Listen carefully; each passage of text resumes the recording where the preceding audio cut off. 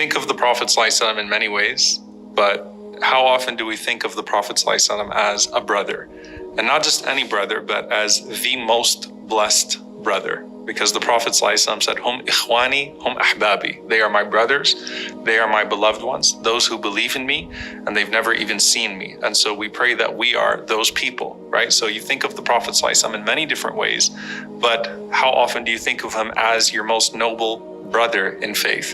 And this is significant to the discussion about the angels, because just like when we were talking about defending your brother's honor and defending the Prophet ﷺ, your most noble brother's honor, and then we just spoke about supplication, dua for your brother behind his back. What about dua for your most noble brother, the Prophet ﷺ, in the form of salawat, in the form of sending prayers and peace upon him?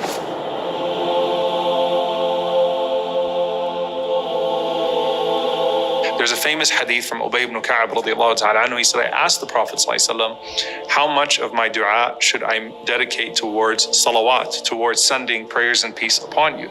He said, I already do a great deal of it, but how much should I do? So the Prophet ﷺ said, do as much as you wish and it would be blessed. He said, 1/4. The Prophet ﷺ said, that's good, and do more if you want and it will be blessed.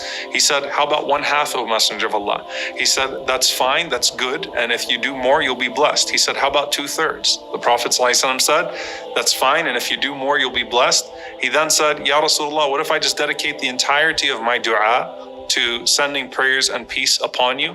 The Prophet ﷺ said, if you do that, then Allah will take care of all of your concerns and forgive all of your sins. Now, you hear that hadith and you might think, well, then what's the point of making dua? Why don't I just say salawat all the time? And that's an improper understanding of the hadith, because the practice of the Prophet ﷺ himself was to pray for himself, and he taught the Sahaba how to make dua for themselves, also how to supplicate for themselves. So we too should do that. But Ibn Taymiyyah rahimahullah says something very interesting about this narration. He said that Ubay ibn Ka'ab had a very specific dua that he used to make for himself. So he used to allot a certain time to himself.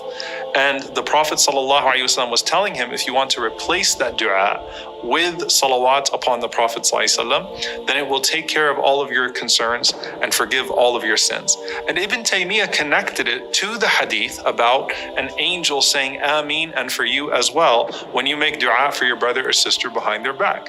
Why? He said, because if Allah sends an angel to say Ameen and for you as well, when you pray for anyone else, any one of your brothers and sisters, what then when someone sends prayers upon the Prophet ﷺ? And that's where the other ahadith come in. So many ahadith where the Prophet ﷺ came forth with joy on his face.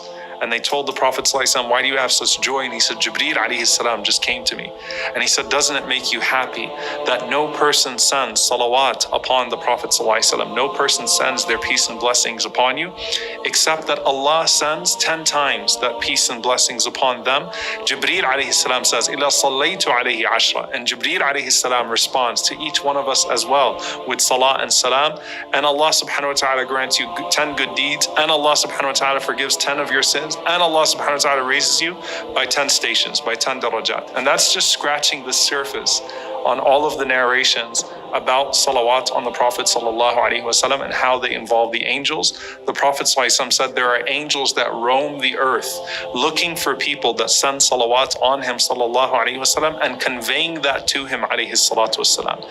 And every single time one of us does that, not only do Allah and the angels pray upon us, but the Prophet ﷺ has a specific angel that informs him that someone has sent salawat upon him, and the Prophet ﷺ responds by name to that salam to each one of us when we do so. Sallallahu alayhi wasallam. May Allah send his peace and blessings upon him alayhi salatu wassalam. And that is something that whether we're quarantined or distant from Medina, it doesn't matter. The Prophet ﷺ said you can send them at any part of the earth and the angel will convey it to him sallallahu alayhi wasallam, and he will respond. And the greatest part of that is just like Ameen walaka bimithlihi for our brothers and sisters, that Allah and the malaika with Jibreel alayhi salam at the top of them will all respond with prayer and blessings upon us, increasing our good deeds, removing our sins, and increasing our stations in Jannah. May Allah subhanahu wa ta'ala increase those stations until we reach the station in the presence of the Prophet sallallahu alaihi wasallam.